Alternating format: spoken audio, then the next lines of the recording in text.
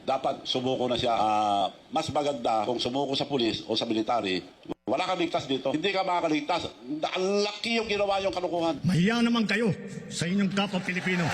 Paiikutin nila ang istorya para palabasin na si Bongbong Marcos, yung presidenteng siya ang nagsiwalat ng katiwalian, pero ibabalik nila at ituturo nila na si Bongbong Marcos ang ulo ng korupsyon. Kasi nagsasawa na ako.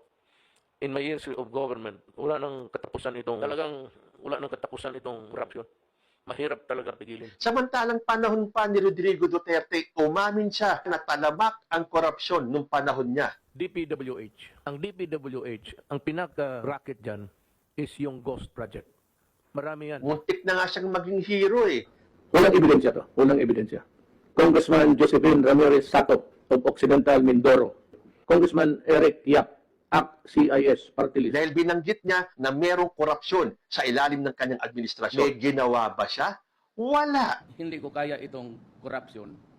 Even if you give me 20 years, I cannot do it. Maghanap uli kayo ng Marcos.